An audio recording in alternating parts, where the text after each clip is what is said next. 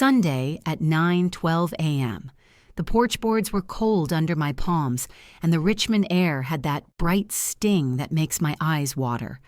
I had been gone for a year, and the house looked smaller, as if it had been holding its breath. The flag I kept folded in a small shadow box waited on the shelf beside a jar of screws. My stepfather, Martin, stood in the yard with two neighbors, and Ray, his favorite drinking buddy in a veteran cap. Martin lifted his chin and smiled without warmth. "You never served," he said. "You keep quiet because you are ashamed." Ray tipped his cap. "1 year deployed, sure," he said. "Maybe she deployed to the copy room." The words slid under my coat like ice water. I picked up the small garden flag I had planted by the steps that morning. Martin tugged it from the soil. "We do not need this outside my house," he said. "It makes us look like show-offs." He hooked a finger under the patch stitched above my backpack zipper. "Take that off, you look silly." I moved his hand away. "Give me your keys," he said. "A girl does not know how to keep a truck running, and I am tired of jump starts." Ray told the neighbors I had come back with nothing but attitude and stories. He called me radio girl. He called me quiet like it was a flaw. I kept my mouth closed because silence is a tool. When you do not want to start a fire, you cannot put out. Martin waved the flag like a napkin and pushed it into my hand. "Put it away. You are not that kind of person." Ray said real soldiers do not vanish for a year without posting a single photo. He asked where my unit was and why none of them had come to see me. I thought of names I could never say and places I could not map. The ink on paper I had promised not to reveal sat like a smooth stone in my chest. Martin stepped up onto the porch. "Remove it," he said, reaching for the patch again. I saw my mother in the window, her face pale and careful. She did not open the door. The cold sharpened. My breath left a thin white thread in the air. Ray told Martin that maybe I could earn my keep by grilling for the men. The neighbors smiled the way people smile when they want to belong. Across the street, a black SUV rolled past at a slow, even pace. The windows were dark, and the driver wore a wire in his ear. The vehicle did not stop. Martin barked a laugh. "Maybe the feds are coming to collect your stories," he said. Ray clapped once. "Wave so the cameras catch the liar." I felt the old lesson rise up in me. Hold the line, check the signal, say only what you need and no more. The year had been long, and it had taught me the usefulness of being thought small. It had taught me to listen for a weak frequency, hiding in noise. I set the flag on the shelf near the screws. I zipped my backpack and let my hand rest on the patch a second longer. Martin reached for my pocket, and I stepped back. "Do not be dramatic," he said. "You will scratch it." I looked at the dirt on his boot treads. Sometimes love feels like a room that keeps shrinking. Sometimes respect is the one chair you refuse to give away. I said nothing. Ray lowered his voice. "You can stop now," he said. "People will forgive a little fiction if you clean up and play nice." Martin nodded. "Sign a few papers. Let me handle the banking. Find an easy job. We will say you are between things." I let the pause grow until it had weight. On the street, the SUV reached the corner and turned out of sight. I drew the kind of breath you use before you speak into a radio. I was not going to explain myself on a lawn. I was not going to earn space I had already paid for. Martin rolled the keys across his palm and held them out. "Last chance," he said. "Be sensible." I looked at him, and I looked past him. The year had taught me silence, and the men who were sure silence meant shame. Winter daylight settled over the yard like paper. I closed my hand around the thin stick of the flag and felt the grit from the soil. I carried it inside and stood it in the corner beside my boots. I could not say where I had been, but they in that car knew better than anyone. The morning after the porch incident, I walked to the small print and copy shop where I worked part-time, a narrow building squeezed between a bakery and a barber. The smell of toner and warm paper wrapped around me when I stepped inside, and the hum of the old laser printer sounded steadier than any voice in my house. I set up a wireless fix for a customer who kept forgetting her passwords, and the quiet click of keys calmed my breathing. After lunch, I logged into the VA site from the back desk and confirmed my C&P exam. A woman from TRICARE called to verify my address, her tone polite and efficient. She asked if my service information was still correct, and I answered yes. When she updated DEERS, my eligibility flashed green on my screen. That green check held more truth than anything Martin had said in months. I thought about printing the confirmation and taping it to the refrigerator, but proof only matters when someone cares to see it. After my shift, I walked home with a bag of bread from the bakery. The November air pressed cold against my face, and leaves scraped over the sidewalk. I hoped for quiet, but Martin stood at the mailbox with the metal door open. He held a small stack of envelopes. One had the VA seal near the corner. He tucked it under his arm before I reached him. "Bills," he said. "I will handle it." He walked inside without handing me a single letter. At the kitchen table, he placed a form in front of me. It said banking authorization across the top in neat print. "Sign here," he said. "It will make paying your bills easier." The seal at the bottom looked official at a glance, but the stamp was crooked and the date did not match. I asked why it needed his name and not mine. He chuckled. "Because I know what I am doing. Do not make everything a problem." My mother stood at the stove stirring a pot of soup, her shoulders rounded in a way that made her look smaller. She did not look up. I slid the paper back and told him I would think about it. His jaw tightened. "You think too much. You act too little." He crumpled the form and tossed it toward the trash. The soup bubbled and my mother added salt with a shaking hand. That night, I heard Martin whispering on the phone telling someone that I was being difficult and that a little supervision would fix everything. I lay on my bed with my boots still on and stared at the ceiling. There are rules you learn in the service. Keep your records. Do not hand over control. Trust, but verify. In the morning, I took my laptop to the back porch and opened my credit accounts. I placed a freeze on each one, confirmed the alerts, and watched the confirmation numbers appear like small shields. Then I signed up for a P.O. box at the post office on Midlothian Turnpike. The clerk had silver hair and a badge that read, Hampton. He asked if I wanted a small box or a medium. Small, I said. I do not expect many letters. The box door clicked shut with a sound that felt like a lock on a steel door. I wrote the address on a card and placed it in my wallet behind my driver's license. After that, I logged into va.gov and changed my PIN. The system texted a verification code to my phone, and I entered it with steady fingers. I printed a short letter that said I did not authorize anyone to act on my behalf. I signed it, tucked it into a certified mail envelope, and walked it to the chute. The green light blinked as it accepted the envelope. That was my first silent step, a micro-defense that did not require shouting. Ray held court at the VFW that weekend, sitting at the bar with his hat turned backward. He told a circle of men that I talked like a soldier, but had nothing to show. He asked if anyone had ever heard of me. He mimicked my voice saying radio check, like it was a joke. When I walked in to pick up my mother after bingo, his eyes widened. He asked in front of everyone if I had a DD-214 or a flyer. The men laughed. One of them said he had served in the Gulf and had never met a Monroe.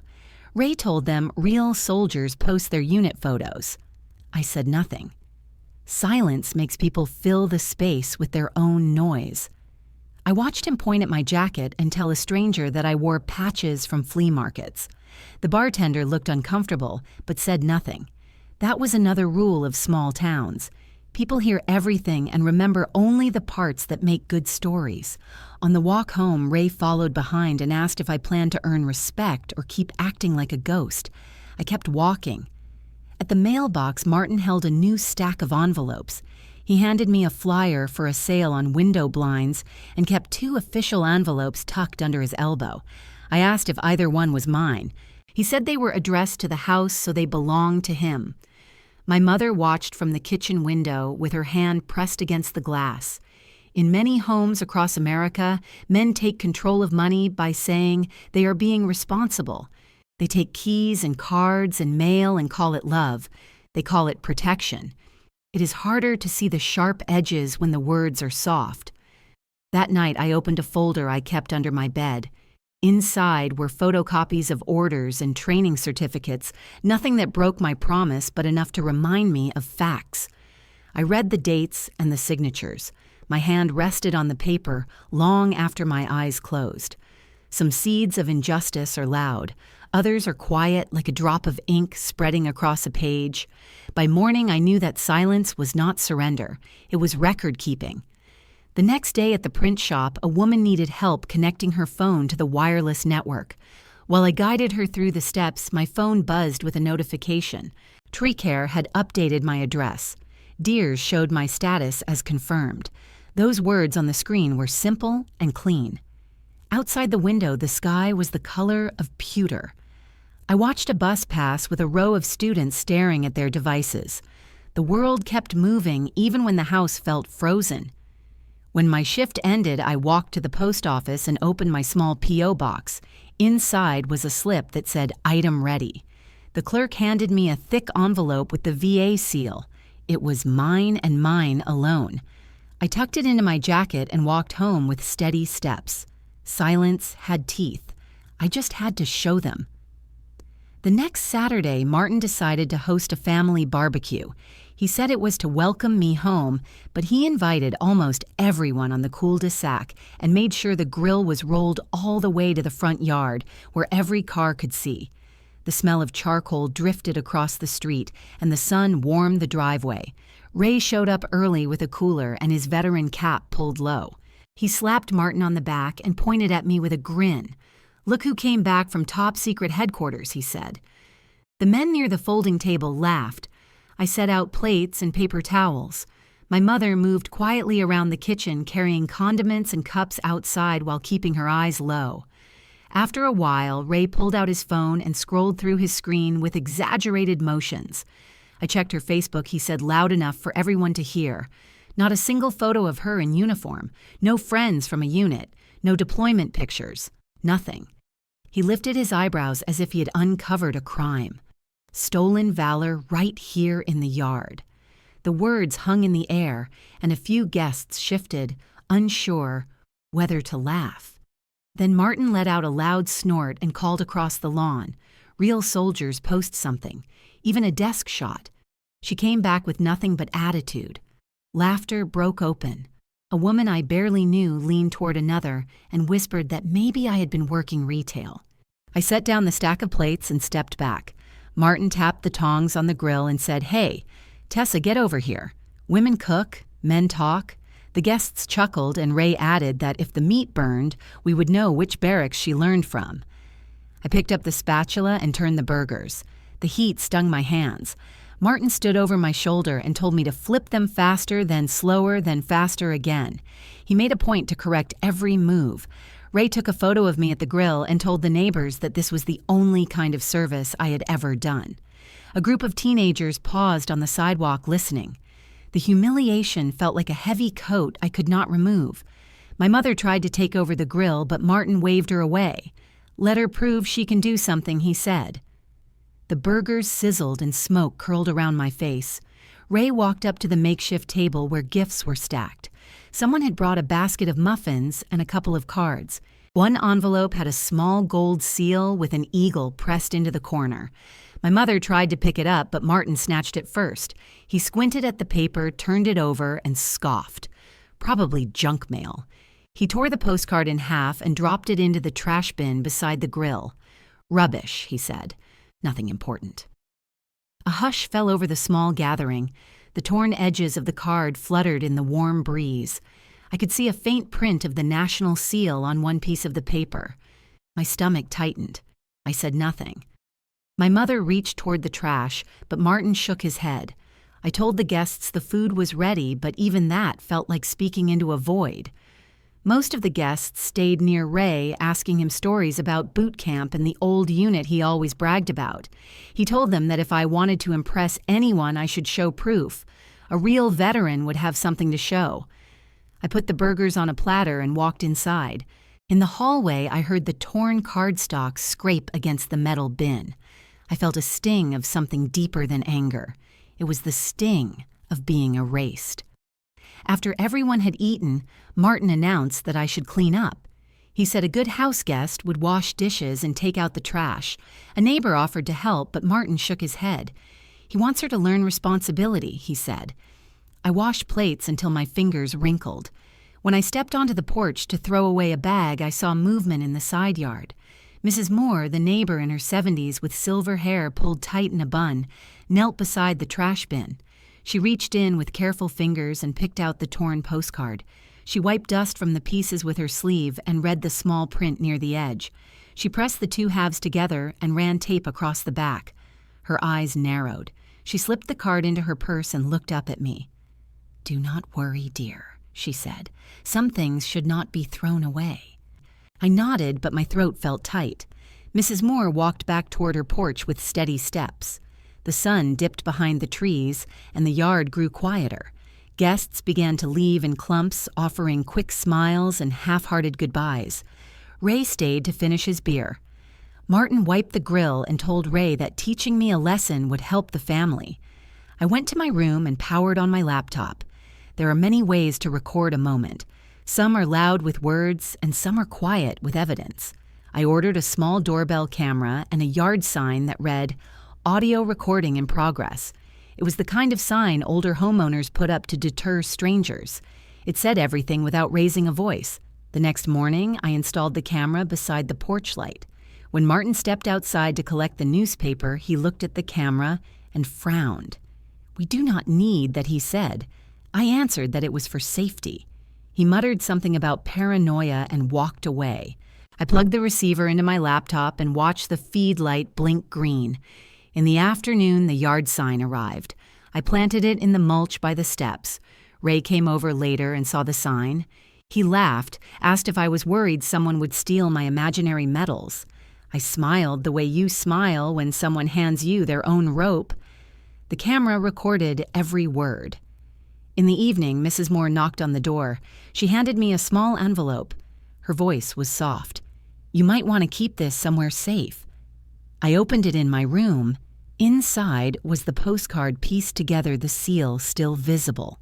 At the top corner were faint words, "Office of the President."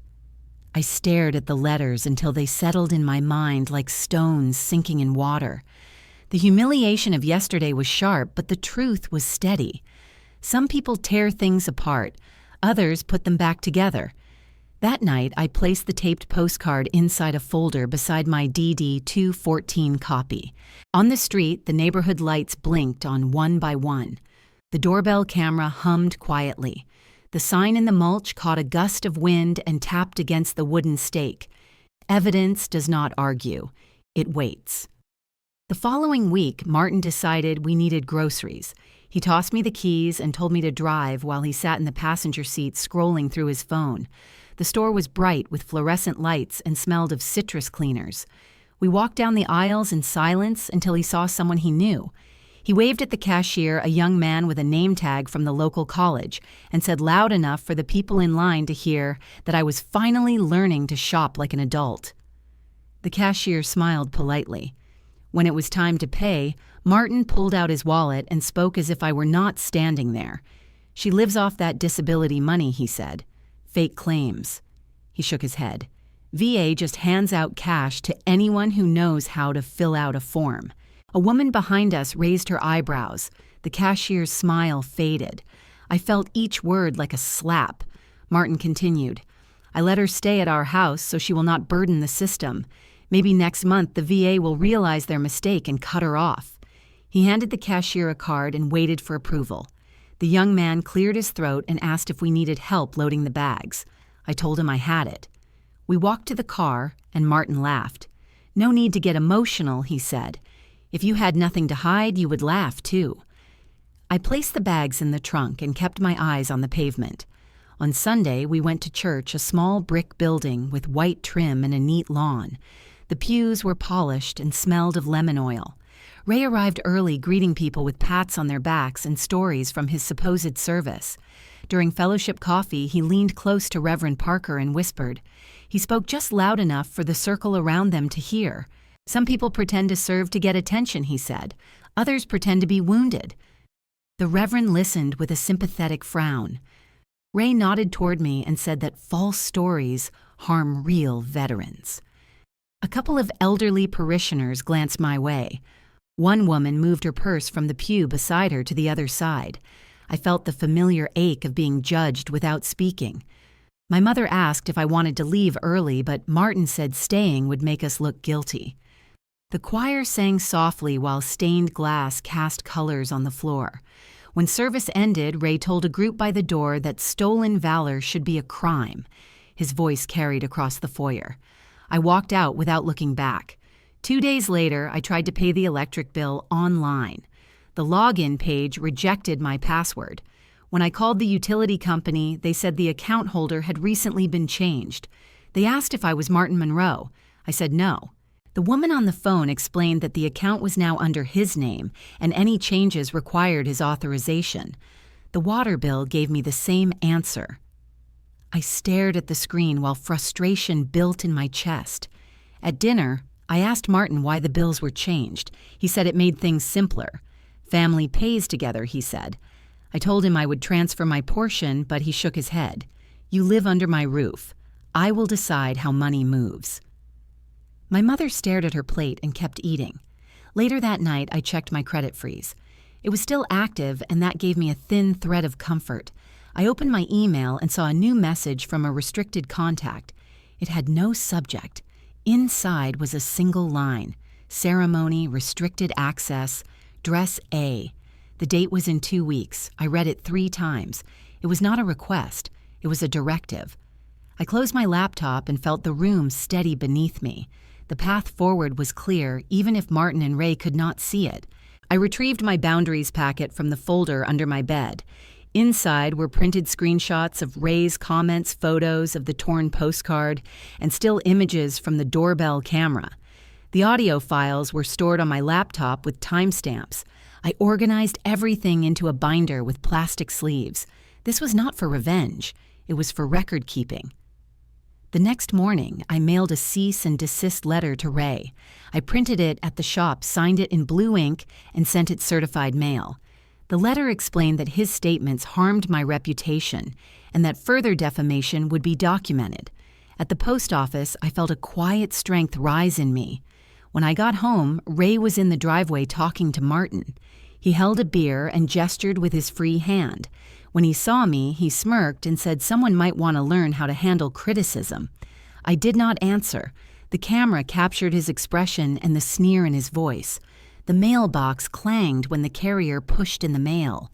I waited until they left before retrieving it. Inside was another envelope with official print. Martin stepped beside me and reached out, but I slipped the letters into my pocket. My mother stood behind him, her face pale. Ray lifted his hands and said, "Look at the secrecy. Maybe she is worried the VA will come for their money back." Martin laughed. That night, I sat at my desk and filed the cease and desist receipt. My phone buzzed with a new message. Someone had commented on a local community page asking if anyone knew the truth about the girl on Richmond Street. Rumors spread faster than wildfire. My mother knocked on the door and said dinner was ready. When I joined them at the table, Martin told a story about a man who pretended to be a Marine. He described how the neighbors confronted him and how justice was served. He glanced at me with a satisfied smile. I kept eating. Silence can be heavier than a shout. After dinner, I washed dishes and watched the reflections of the lights in the soapy water. The house felt colder even though the heat was on. In small towns, humiliation can be a daily practice. The next day, I returned to the print shop. Between customers, I opened my email and stared at the line about the ceremony. Restricted access. Dress A. A sense of anticipation settled in my stomach. Something was moving beneath the surface. When I walked home that evening, the sun was low and the shadows stretched long across the pavement. Mrs. Moore sat on her porch knitting. She waved as I passed and said quietly, "Not everyone believes gossip." I nodded and kept walking. The boundaries packet rested in my backpack like a shield. I reached the porch and looked at the doorbell camera. It blinked, waiting. I pressed my hand on the railing. I had gathered enough evidence to fill a binder. The next step would come soon. I had collected enough of their laughter. It was time to let silence do the rest. The next week, the air in Richmond felt heavy even though the sky was clear. Word travels fast in small towns, and I could feel people watching me when I walked into the corner store or stood at the gas pump. On Tuesday afternoon, Ray drove to the VFW hall and spent nearly an hour inside. When he came out, he looked satisfied, his shoulders relaxed, his chest puffed slightly. That evening, Martin pretended to read the paper while he waited for me to come inside. When I sat down, he said casually that the VFW did not like fakes, and if I tried to show up there, someone might ask for proof. I asked him what kind of proof. He shrugged and said something like a DD-214 or deployment orders or a real injury. Then he looked at my hands and smirked as if expecting guilt to show on my skin. My mother poured iced tea and asked if we could stop talking about it. Martin told her that men had a duty to protect towns from people who lied about service. The next morning, I had a scheduled VA exam in downtown Richmond. I woke early, dressed in jeans and a neutral shirt, and walked downstairs. Martin stood in the doorway with one hand on the frame. He said the truck needed washing, and today was a good day for it. When I told him I had an appointment, he said there was always tomorrow. My mother hovered near the sink, stirring oatmeal she did not eat. I asked Martin to move. He chuckled and said there was no reason to run around chasing imaginary paperwork. I walked back upstairs, grabbed my jacket, and took the back door. My steps were quick but steady. I could feel my pulse in my throat. I walked 3 blocks to the bus stop and waited. The driver nodded as I boarded. The city passed by the windows as the bus hummed along. At the VA office, I signed in and sat on a plastic chair near a wall of brochures. When they called my name, I stood tall. The appointment lasted 30 minutes. When I left, I pulled out my phone, turned on location, and took a photo of the VA sign with the appointment slip in my hand. Document everything. It was a rule most veterans lived by, even when no one believed them. I rode the bus back home and arrived just as the sun dipped behind the houses. The porch light was on. The truck sat clean and polished. Martin stood with his arms crossed. He asked where I had gone. I told him the VA. He laughed and said the VA would turn me away once they learned the truth. My mother stood behind him, wringing her hands. She asked if I could try to keep peace because the neighbors were starting to talk. She said she did not want gossip in church or at the market. Her voice trembled. I told her some things should not be silenced. Martin muttered that stubbornness ran in my blood. That night, I uploaded the GPS record to a secured drive and stored the photo of the VA sign. After I finished, I sat on my bed and listened to the cicadas outside. They buzzed steady, as if nothing in the world could stop them. On Friday afternoon, Ray stopped by again. He leaned against the fence and spoke loudly enough for the neighbors to hear about stolen valor being a real problem. He said the VFW might report suspicious cases to the state. My mother stood at the window watching. Her face looked tired. She met me in the kitchen and asked if I could just show them whatever they wanted to see. She said maybe a picture or something from my unit. I told her that no one who respects service demands proof from their own family. She sighed and told me she feared losing friends over this. I loved her, but I would not become small just to make others comfortable. That night, my phone vibrated with a message from an unknown number. It contained 2 words, 48 hours, SUV. My skin prickled. I deleted the preview and locked my phone. The next morning, Martin pretended to be cheerful. He made bacon and eggs and spoke about a community barbecue coming up. He suggested that I stay home during the event because he did not want people to feel awkward. I rinsed my plate and placed it gently in the sink. I told him he did not decide where I went. He stepped close and lowered his voice. "When you live in my house, you do what I say." My mother whispered his name, but he ignored her. I walked out the back door and stood in the yard, breathing the cool morning air. The maple trees rustled above me. When I came back inside, he was nowhere to be seen. My mother sat at the table twisting a napkin. She asked if I was trying to ruin our family. I told her silence was not peace. She looked away. That evening, I reviewed my boundaries packet. It was growing thicker. Screenshots of comments, video clips from the doorbell cam, photos of torn mail. Evidence always feels cold, but it carries truth when voices fail. I added the VA check in photo and saved a copy to an external drive. As I worked, my phone buzzed again. Same number, same message. 48 hours. SUV. I felt a calm settle in my chest. The countdown had begun. I closed the binder and placed it next to my bed. Outside, a train horn sounded in the distance. The house was quiet. My mother closed her bedroom door. Martin watched television with the volume turned up. I turned off my lamp and stared at the ceiling. The next steps were already moving into place. Every mile and every insult was recorded. Every witness was in position. The truth did not need a spotlight. It just needed time.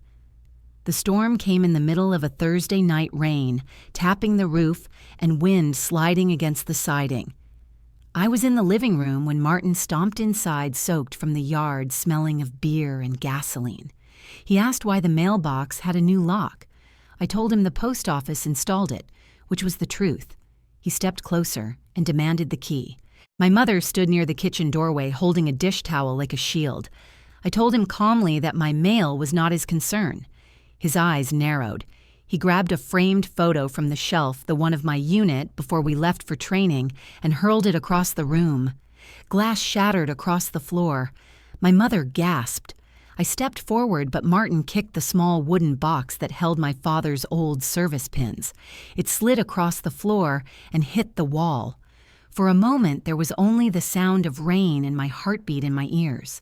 I bent to pick up the box. He said loud enough for the neighbor outside to hear that the pins probably came from a pawn shop.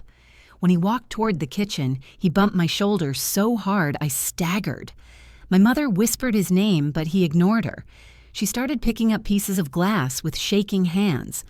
I told her to stop because she might get cut.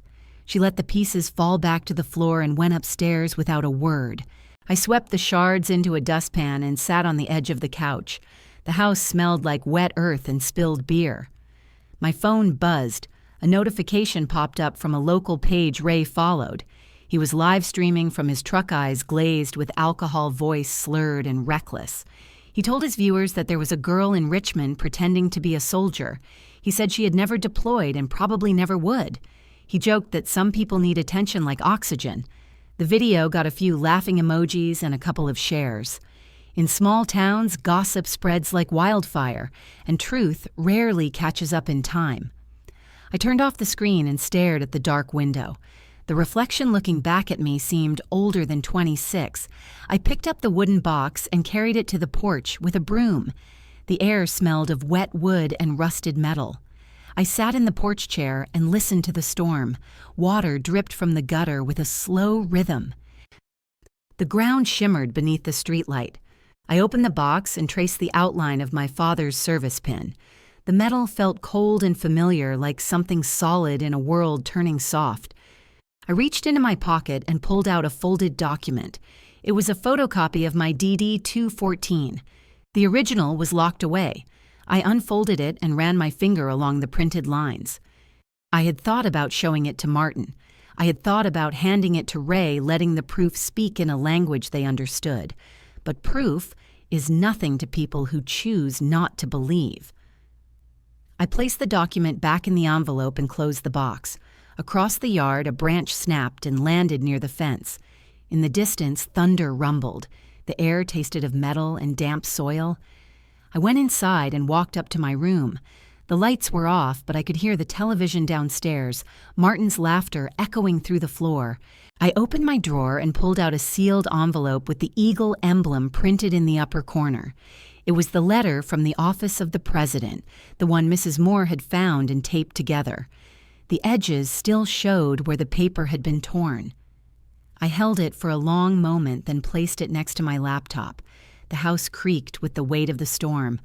I opened a document and typed out a list. Times, dates, screenshots, witnesses. The Boundaries packet sat thick and full beneath my hand. I typed the words, "contact attorney," and considered the name of a JAG officer who had retired to Richmond 2 years ago. I searched his email and typed a message asking for a consultation. My fingers trembled only once, then steadied. I set up a calendar reminder. I saved every file in 3 places. I whispered the words "no more silence" to the empty room. The next morning, the world looked washed clean, but the house felt heavier than ever. Martin was gone, probably with Ray. My mother made coffee and asked if we could pretend nothing happened. She said sometimes families have to be quiet to survive. I told her quiet was killing us. She pressed her lips together and said I was being dramatic. I picked up the broken frame from the trash and placed it on the table. She flinched. She asked if I planned to punish Martin. I said I planned to protect myself. She did not answer. At noon, a neighbor sent me a link to Ray's live stream. The video had been shared on a local Facebook group. Comments ranged from curious to cruel. Someone joked about arresting fakes. Someone else wrote that women always lie for attention. I closed the page and sat with my hands folded. In the afternoon, the sun came out and dried the pavement. I stepped onto the porch and inhaled the warm air. The broken pieces of my life felt sharp under my skin, but something stronger was forming, like steel cooling into shape. I walked to my room and packed a small folder with the DD-214 copy and copies of the president's letter. I placed them in the boundaries packet. Every insult recorded, every attempt to erase me documented. The law listens when evidence speaks. That evening, Martin stomped into the house again. He demanded to know if I had been talking to anyone about him. I said no. He said he heard someone at the VFW asking questions. I told him rumors travel both ways. He slammed a cupboard and went to the garage. I sat in the living room and waited. The storm outside had passed, but another one was building. I looked at the calendar. 2 more days until the message made sense. 2 more days until silence would shift. I held the envelope with the eagle emblem and thought of the ceremony ahead. For months, I had kept my head down to keep peace. For weeks, I had let lies walk through my name. Now the ground beneath me was different. The storm had changed me. Quiet is not surrender. Sometimes quiet is the space before the world turns. The dawn over Fort Belvoir was pale and clean, a thin sheet of light on frost-tipped grass, and I walked through the checkpoint with 2 aides a step behind me. Inside the admin building, the air smelled of polish and paper. A major with calm eyes collected my phone and slid it into a soft pouch, then guided me down a corridor lined with guidons. In a small room, a captain squared the seam of my jacket and checked my nameplate. He asked if I needed water. I shook my head and kept my shoulders square. When they brought me into the hall, the temperature seemed to fall. Flags stood behind a low platform. A lectern held a binder. A judge advocate, a flight surgeon from the medevac team, and 2 people in dark suits took their seats with the quiet of people used to rooms where words matter. The president entered without ceremony.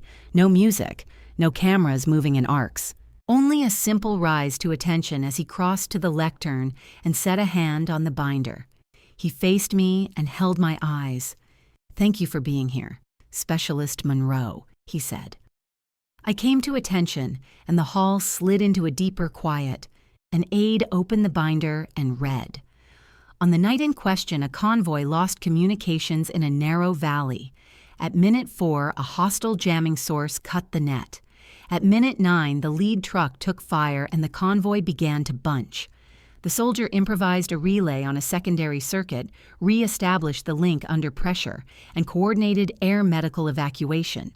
11-minute link-up, he read, and then medevac saved. No locations, no call signs. The facts were enough. The president lifted a small blue box and stepped close. He pinned the silver star to my uniform with careful hands. The metal was cool, and for a beat, I heard again the static of that night and the low thrum of blades. He said quietly, "You kept people alive. Thank you for holding the line." I nodded once. The room held the silence a breath longer and then moved through signatures and the small motions that close a ceremony. The judge advocate signed. The aide closed the binder. The president shook my hand. He asked if my mother knew I was safe. I told him she knew I had come home. His expression softened. He thanked the team and left as plainly as he had arrived. The clapping was brief. In a side office, a staff member handed me a sealed envelope and a folder. Inside were a letter of thanks and the service certificate. She said a car would return me to Richmond and gave me a number to call if anyone asked questions they should not be asking. She did not say, "Do not post." I placed the papers in my bag. The SUV waited in a service court. The driver wore an earpiece and spoke my name gently. The major returned my phone still inside the pouch and told me I could open it after the gate. We rolled past pines and low brick, and then the base receded in the mirrors. The city widened around us. The radio stayed off. The driver said nothing. I breathed slower. I watched ordinary life stitch itself along the route. A man waved another driver into a lane.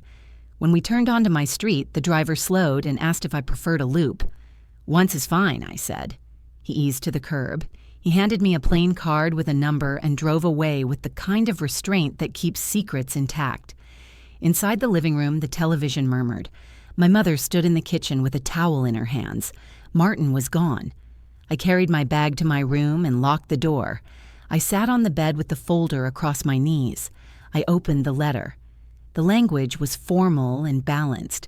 One sentence stopped me. In recognition of actions that preserved the lives of others and upheld the highest traditions of service. I read it twice and felt something settle. I placed the letter in my boundaries packet and slid the silver star box beside the wooden case that held my father's pins.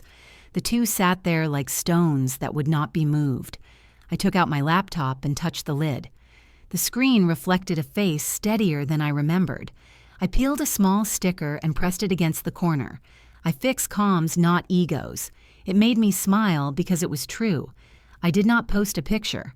I did not send a text. Quiet is not absence. Quiet is a decision. I made tea and stood at the window while steam climbed in pale threads. Across the street, a neighbor carried a bag of soil from her trunk. Truth does not require applause. Later, I filed the envelope and certificate where I keep things that hold weight. I checked the time and listened to the house. A refrigerator motor clicked. Somewhere, a delivery truck paused and moved on. In the afternoon, my mother asked how my errand had gone.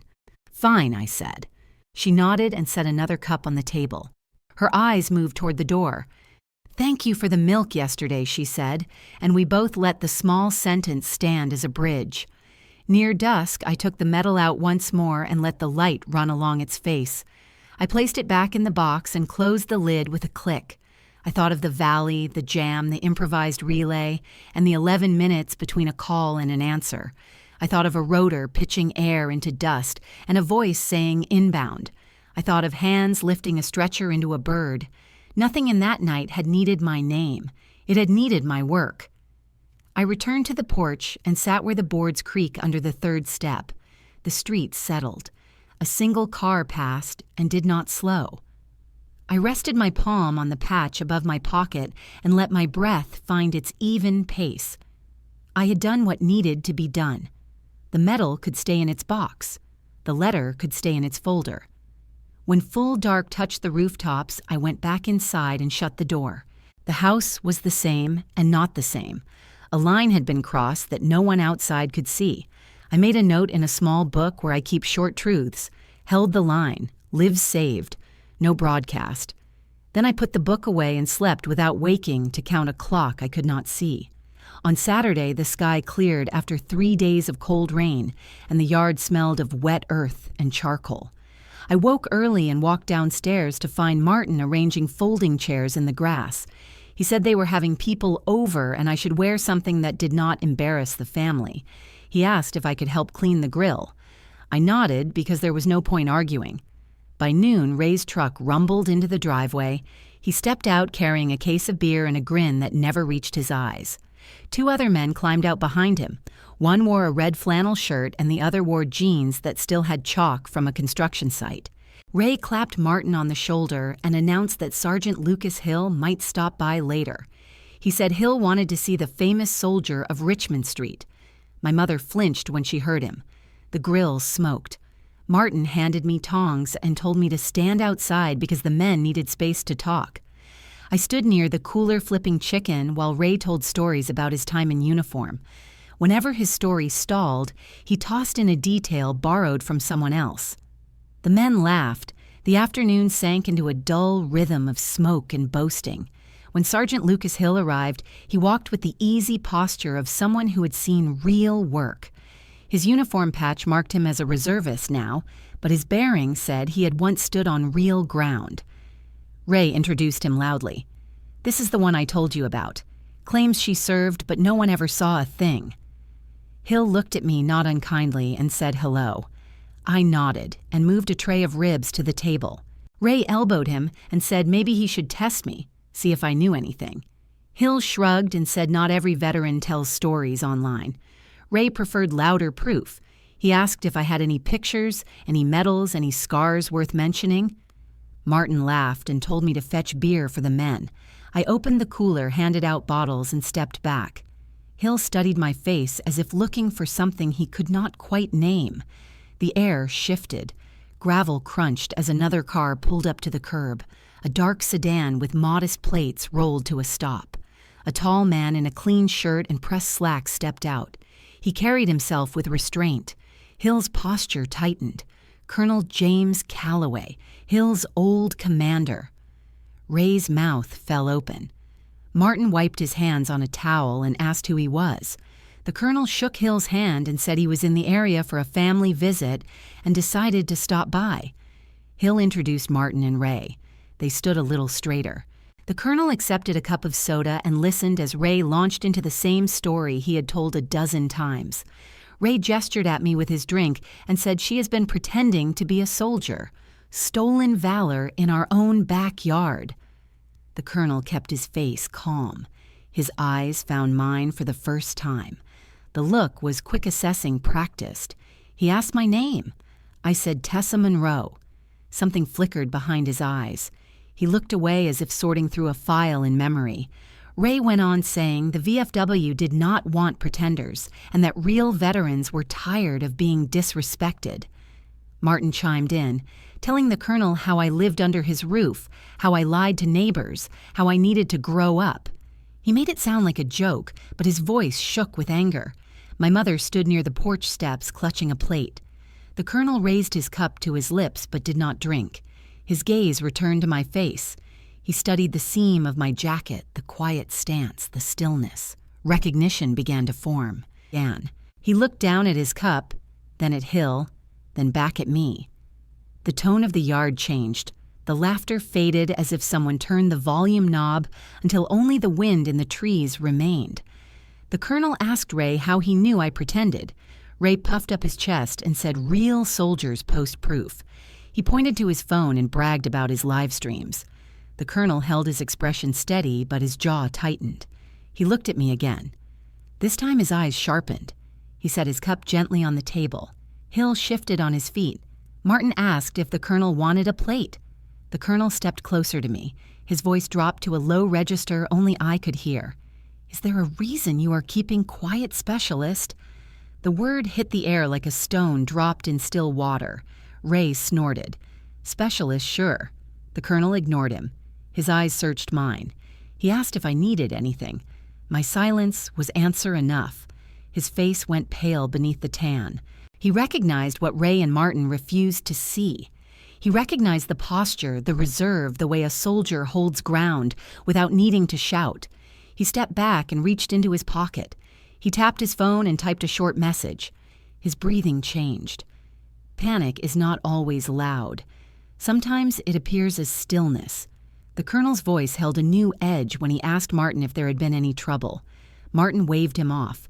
Nothing but family discipline. The colonel's eyes turned cold. Hill looked away. Ray asked what was wrong with him. The colonel did not answer. He typed another quick message. My mother's breath trembled. The grill snapped as grease hit flame.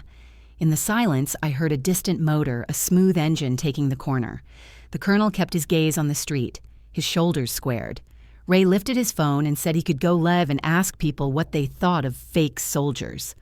Martin laughed and told him to do it. The colonel turned to Ray and asked him if he understood what defamation meant. Ray scoffed. Hill stepped back as if he knew something was coming. I wiped my hands on a towel and stood straight. The world felt balanced on a single hinge. The colonel watched the street with the focus of someone who had coordinated too many moving parts to trust coincidence. He let out a slow breath. In the distance, tires crunched gravel. The yard grew still. My mother whispered my name, but I did not move. The colonel folded his phone and slipped it into his pocket. The men around us waited for him to speak, but he said nothing. Silence returned to its throne. Only the sound of that engine grew louder, steady and sure, heading toward the house where lies had been allowed to grow. The engine grew louder until the black SUV rolled to a slow stop by the curb doors, locked windows dark, the kind of vehicle that made neighbors peek through curtains and pretend they were not watching. Ray's mouth fell open. Martin whispered something under his breath, but the yard had gone so quiet that even his voice sounded small. The driver stepped out first, a tall man in a plain suit, earpiece, tight expression. Steady. He surveyed the yard, glanced at the grill, the folding chairs, the shocked faces, and then opened the back door. Another agent emerged carrying a thick envelope with the presidential seal pressed into the corner. He walked straight toward me while the colonel stood silent, eyes fixed on nothing and everything. The agent said my name with clear pronunciation, Specialist Tessa Monroe. I nodded. He handed over the envelope without ceremony, and the paper felt heavier than it should. Ray tried to laugh, but his voice came out thin. Probably a bill, he muttered. The agent ignored him and stepped back to stand near the colonel. The colonel cleared his throat and addressed the small group the way a man speaks when every word has been measured. I did not plan to say anything today, he began, but there are moments when silence is a mistake. He looked at Martin first, then Ray, then the men who had come to drink and point fingers. He lifted his chin slightly, the posture of someone used to briefing commanders. If not for Specialist Monroe, 18 members of my unit would not have survived. The air stopped. The grill hissed. A beer bottle slipped from someone's hand and rolled onto the grass. Even the wind waited. Hill came to attention, heels, tight eyes forward. 2 older men from the house across the street stepped off their porch. They were veterans, too. They did not speak. They simply stood beside Hill, hands behind their backs, the silent salute of men who recognize service without needing proof. The colonel continued. She improvised a secondary comms relay under fire when our primary net failed. At 11 minutes, she coordinated the link up for medevac. There was no boast in his voice, only fact. She did not ask for recognition. She asked for the chance to come home. A few neighbors had drifted closer to the sidewalk. Someone from the next yard stopped trimming hedges and held the clippers frozen mid-air. My mother took a step back, her hand covering her mouth. Ray swallowed hard. He searched for a joke and could not find one. Martin said she is just pretending, but his voice shook. The colonel turned toward him slowly. Do you really believe that he asked? His tone was not angry, just empty, stripped of patience. Martin tried again. She lies. She hides things. She makes us look like fools. The colonel nodded once as if reaching the inevitable conclusion. He signaled to the agent. The agent opened the envelope and handed a single page to Martin, the presidential letter of thanks and the certification of the ceremony at Fort Belvoir. Martin read the words silently. His face drained its color. He looked at the signature at the bottom and then at the seal. His knees softened. Ray moved closer, trying to peek over Martin's shoulder. The colonel addressed the crowd. Some of you questioned her service. Some of you spoke publicly. Some of you enjoyed the attention. His eyes landed on Ray. The law takes a dim view of defamation against a service member. The wind carried his words across the grass. Ray took a step back. His phone slid from his hand and dropped into the dirt. Hill remained at attention. One of the older veterans raised his hand in a slow salute, not dramatic, just steady and sure. The colonel returned it. Then came the sound of footsteps from the sidewalk. Mrs. Moore walked toward us holding a neat envelope with tape along the seams. She was small, her shoulders straight, her silver hair pinned carefully. She said, "Excuse me." Her voice, gentle but firm. I believe this belongs to her. She placed the letter in my hand. It was the original from the White House, the one she had rescued from the trash and repaired with tape. I looked at her and saw real loyalty, not the loud kind, but the kind that stands when others shrink. The Colonel looked at Mrs. Moore with respect. He said, "Thank you, Mom." She nodded and stepped beside me, small and steady like a shield. The street stayed silent for a long time. The agent closed the SUV door and waited. The Colonel turned toward me again. "You kept my people alive, Specialist. If you ever need a reference, you call." His voice dropped lower. "You do not need to prove anything to men who have not seen what you have seen." He saluted me. Hill did the same. The older veterans followed. I returned the salute crisp and measured. When the Colonel left, he did not shake hands with Martin or Ray. He simply walked to the SUV, got inside, and the dark windows rolled away. Ray stared at the ground. Martin looked smaller than I had ever seen him. My mother tried to speak, but her voice broke. The men who had come to laugh and drink suddenly remembered places they needed to be. Chairs scraped, beer cans were collected. One by one, they left the yard quieter than church pews on a funeral day. Mrs. Moore squeezed my hand once and went back to her porch. The letter in my hand rustled in the mild breeze. Truth had filled the empty space that lies had occupied. No shouting, no fighting, just clear, undeniable fact. I looked at Martin and Ray. They waited for my words. I did not give them any. I simply stepped inside and closed the door behind me. In the quiet of the living room, I placed the letter in the Boundaries packet. The house was silent except for the hum of the refrigerator. I did not need cruelty. I did not need revenge. The world had spoken for me. CTA number 3. I do not need apologies. Here Truth already did that. The next morning felt like the air after a wildfire. The sky bright and empty. The world scrubbed down to something raw. Martin stayed in his room until almost noon, his footsteps slow on the stairs. He sat at the kitchen table with a mug he did not drink from and stared at his hands. My mother placed a plate in front of him, but he did not lift his fork. Finally, he cleared his throat and said he might have overreacted. The words came out stiff-shaped by pride rather than remorse. He said the men at the VFW were calling him, asking questions he did not want to answer. He asked if I could help fix his reputation. I folded laundry and did not look up. He said I owed him because he let me stay under his roof. I set the folded shirt down and faced him. I asked what exactly he wanted. He shifted in his seat. He said his business had lost customers overnight. People left reviews saying he mocked a soldier. He showed me his phone. The screen displayed a list of comments. One called him a disgrace. Another said no veteran should shop at his store again. He asked if I would talk to someone, maybe tell them it was all a misunderstanding.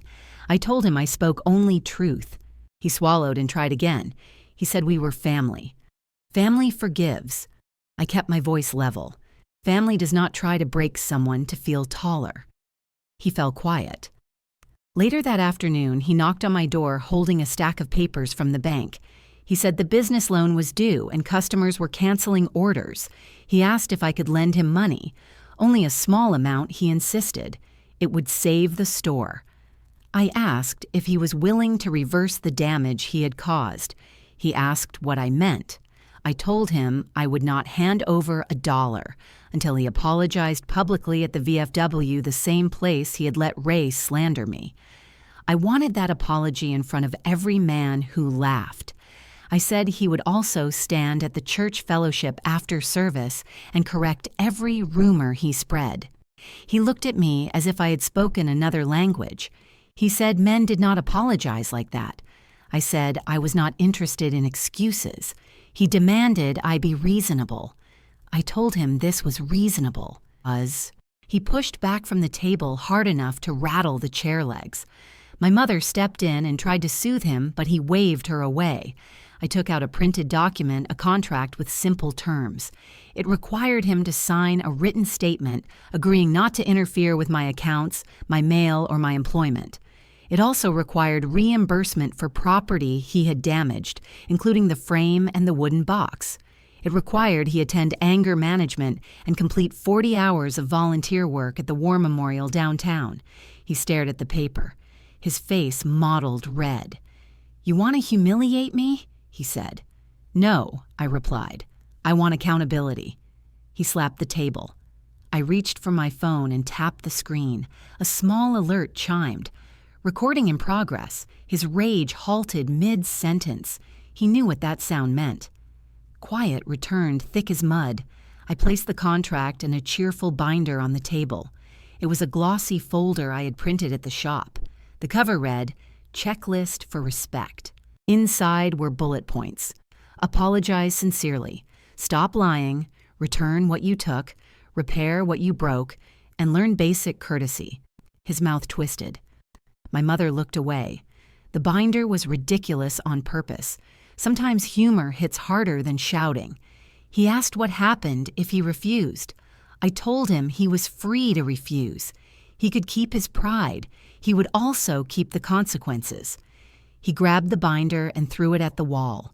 The recording continued.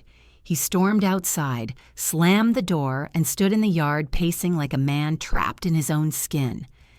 I saved the audio and placed my phone on the charger. Later that evening, my phone buzzed again. A message from an unknown number. The text was short. "I could help you get your benefits pushed through if you help me fix what I said online." It was Ray. The same man who had called me a liar now wanted my influence. I read the message twice, then opened my files.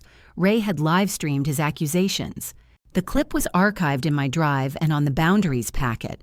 I forwarded his message and the link to the Inspector General hotline with a single line, relevant to ongoing false reports and harassment.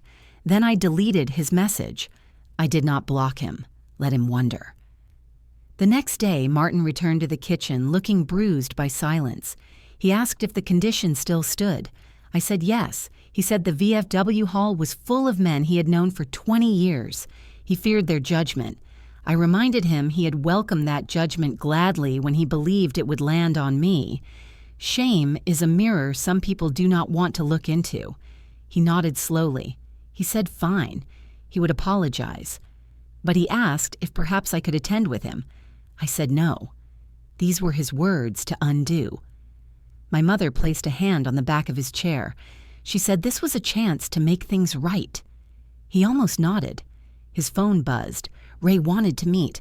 Martin hesitated, then left the table with his coat. That night he returned smelling of resentment. He threw papers down on the coffee table. It was a signed form from community service. He muttered that he would not be made into some charity case. I reminded him that he was not being made into anything. His choices had led him to this. He glared at me, but said nothing. I let the silence work. The next morning, he stood in the driveway in a pressed shirt. He drove to the VFW hall. When he returned, his shoulders sagged as if a weight had shifted. He said the words came out ugly at first, but the men listened.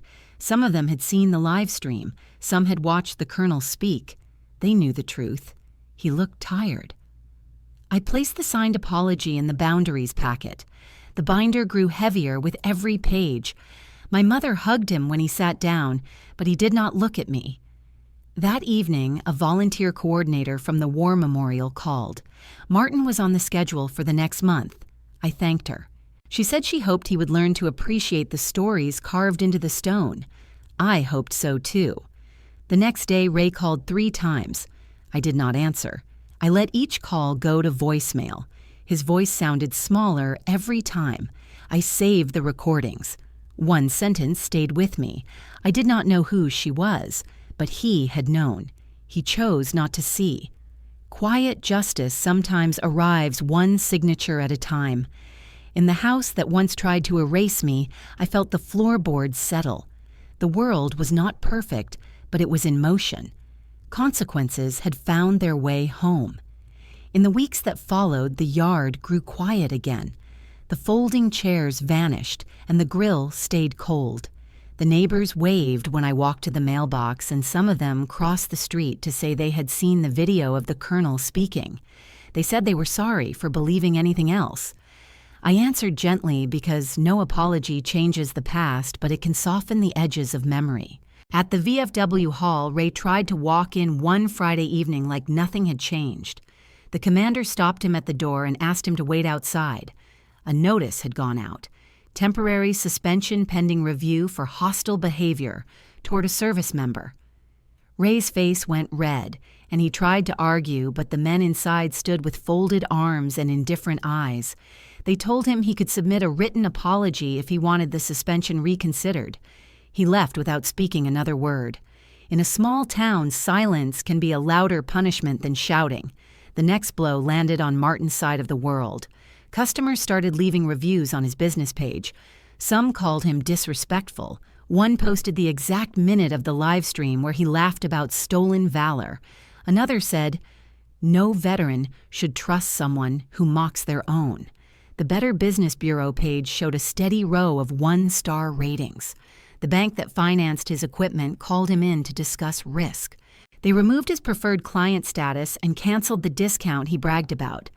My mother read the letters from the bank with tight lips and tired eyes. She asked Martin if the trouble had been worth the pride. He did not answer. The legal side moved quietly steady as a ticking clock.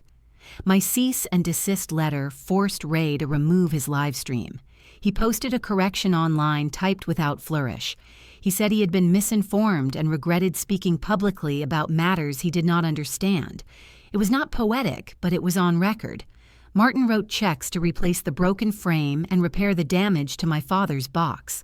The receipts went into the boundaries packet. Every page in that binder was a plank in a new foundation. My mother changed slowly at first, as if waking from a long sleep. She found her voice in small moments telling Martin he could not speak over her refusing to let him take her card, insisting on having her own mailbox key. One evening, she knocked on my door holding a letter. The envelope had no seal, only her soft handwriting. I opened it and read. She wrote that she was sorry for standing silent when she should have stood beside me. She wrote that fear is a thin excuse. She said she was proud of her daughter and ashamed of her own quiet. She asked if we could start again with respect, not noise. I hugged her. Not out of victory, but because love is still love, even after storms. I moved into a small apartment on the other side of town, a simple place with clean windows and a porch that caught morning light. The landlord was a retired mechanic who spoke little and minded his own business. It was enough. I bought a small wooden flag holder and placed it in the yard. The grass swayed around it, and the cloth moved when the wind touched it no louder than a breath. Martin drove by once. He slowed near the curb and stared at the flag. He did not stop. He did not speak. Some punishments are carried in the private places of the mind where there is no audience. My life became quieter. I kept my job at the print shop and signed up for night classes in networking and digital security.